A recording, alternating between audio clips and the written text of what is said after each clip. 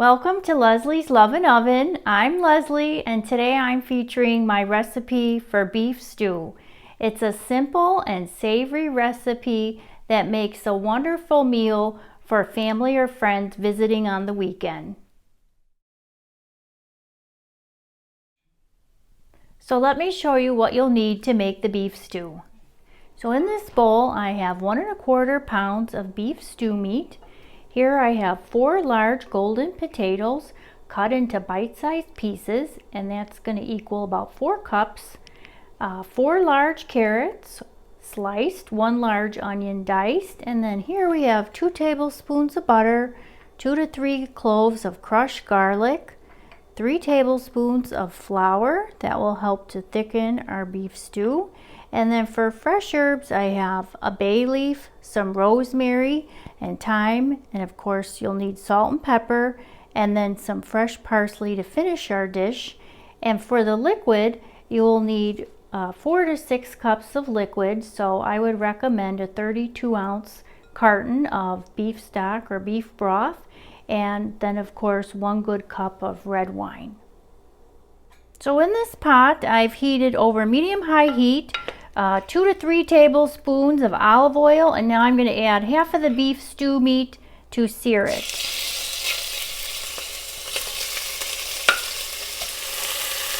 I'm going to add a little salt and pepper.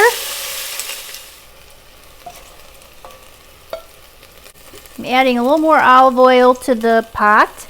I find that depending on the size of the pot, you don't want to overcrowd the pan. Now I'm adding the rest of the beef stew meat. And again, I will season with salt and pepper.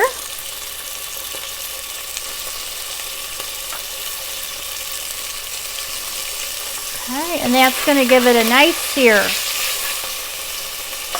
To this, I like to add maybe a tablespoon of flour to start, just to kind of help absorb that liquid on the bottom.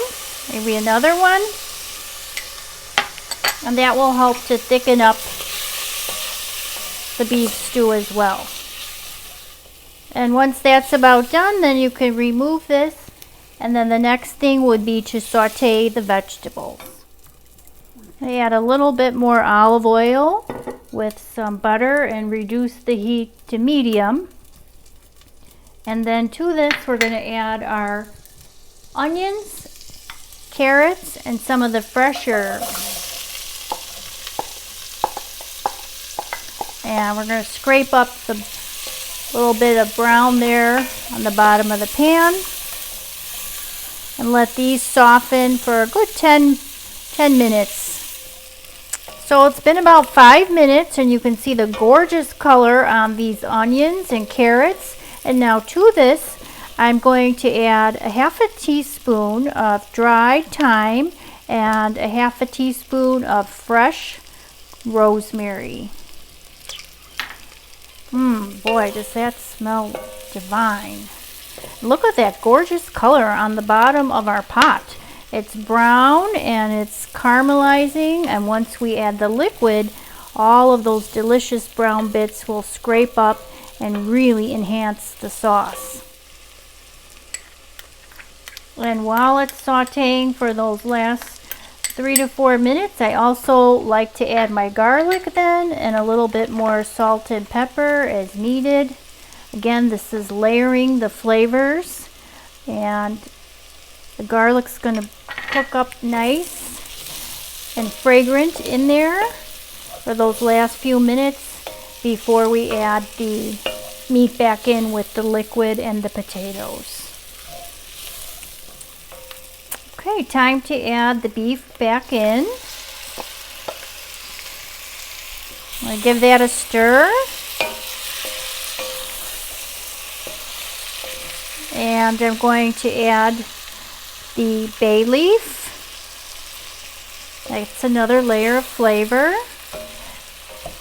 And now I'm going to add the liquid and then the potatoes. Start with 2 cups of beef broth. Okay, a good cup of red wine. I'm going to mix that in. And then I'm going to add the potatoes and more beef broth. The idea is that you want to cover everything with liquid. So gently I'm going to put these in. Okay, give that a stir. And another 2 cups of broth should do it.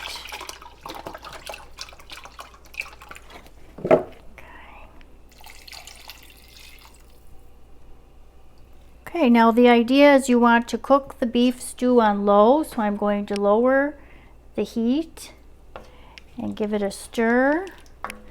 You did scrape up some of that brown caramelization off the bottom, but I just want to make sure I'm getting everything mixed well into the pot. Okay, and I do like to put my lid on just slightly and let it start to cook and simmer, and then I like to check it, but overall I'd say beef stew tastes better the longer you cook it, so definitely an hour and a half to 2 hours on low, checking it as it simmers. Okay, and because it's for family and friends, we definitely want to make sure we add that secret ingredient of some really warm-hearted love. And give that a stir so every bite is covered with love. Boy, that is going to really warm up your kitchen.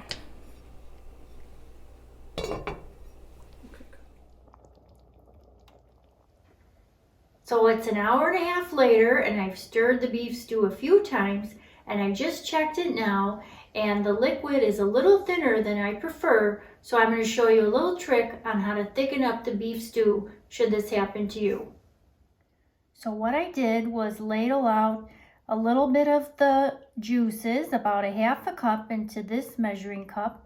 It's very warm, and to that I'm going to add that last tablespoon of remaining flour. Whisk it in till it's all stirred and incorporated, and you can see that's thickening it up. And then we're going to add this back to the pot and give it another half hour, and then it's time to eat.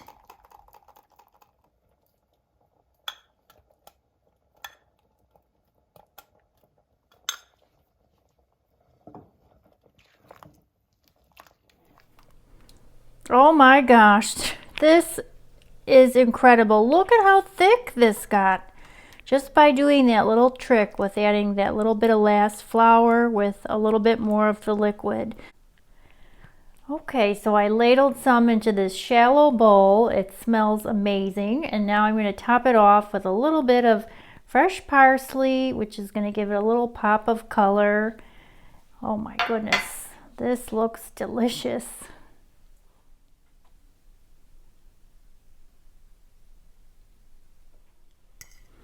I can't wait any longer. I'm going in.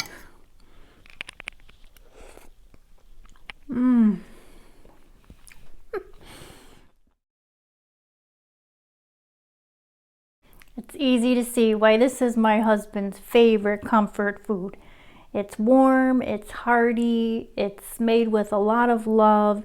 It's very aromatic, the aroma from the fresh herbs, it's just perfect. So for this recipe and all the instructions, please visit us at leslieslovenoven.com. And until next time, enjoy with your family and friends, and bon appetit!